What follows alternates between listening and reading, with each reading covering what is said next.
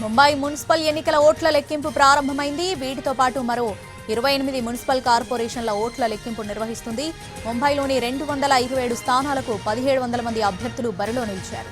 3,48,00,000 మంది ఓటర్లు తమ ఓటు హక్కును వినియోగించుకున్నారు. ఈ ఎన్నికల్లో ప్రధానంగా మహాయుతి కూటమిలోని బీజేపీ, ఏక్నాథ్ షిండే శివసేన, అజిత్ పవార్ ఎన్సీపీ, మహావికాస్ అఘాడీ కూటమిలోని ఉద్ధవ్ ఠాక్రే శివసేన, కాంగ్రెస్, శరద్ పవార్ ఎన్సీపీల మధ్య హోరాహోరీ పోరు సాగింది.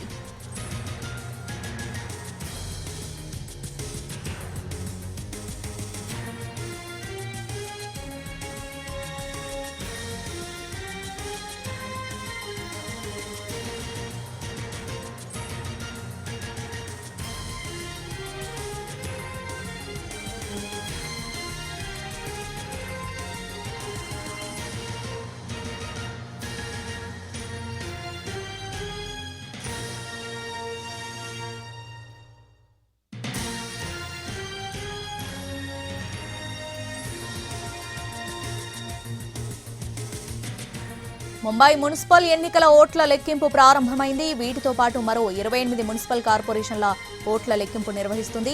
ముంబైలోని 227 స్థానాలకు 1700 మంది అభ్యర్థులు బరిలో నిలిచారు.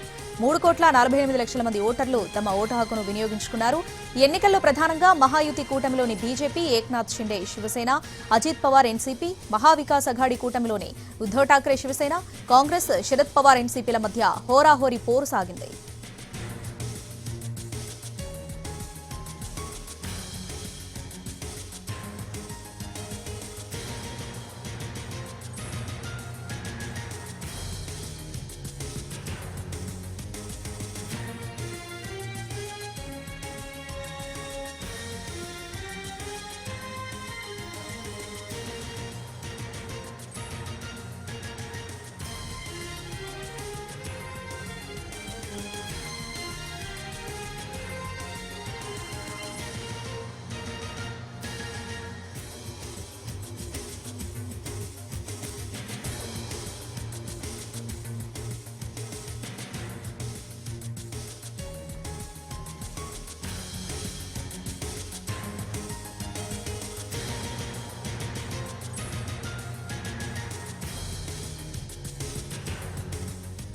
ఈ ఎన్నికల్లో ప్రధానంగా బీజేపీ నేతృత్వంలోని మహాయుతి ఒకవైపు, ఉద్ధవ్ ఠాకరే, రాజ్ ఠాకరే, శరద్ పవార్ ఎన్సీపీ కూటమి మధ్య గట్టి పోటీ నెలకొంది.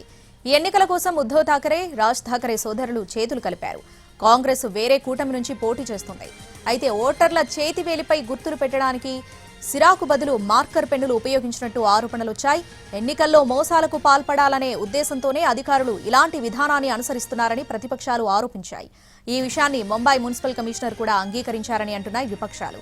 అయితే ఈ ఆరోపణలను ముంబై మున్సిపల్ కార్పొరేషన్ తోసిపుచ్చింది. ఎన్నికల్లో సిరాకు బదులుగా మార్కర్ పెన్నులను ఉపయోగిస్తున్నారనే వార్తలపై మున్సిపల్ కమిషనర్ ఎలాంటి ప్రకటన చేయలేదని స్పష్టత ఇచ్చింది. అసత్య ప్రచారాలను నమ్మొద్దని ప్రజలను కోరింది.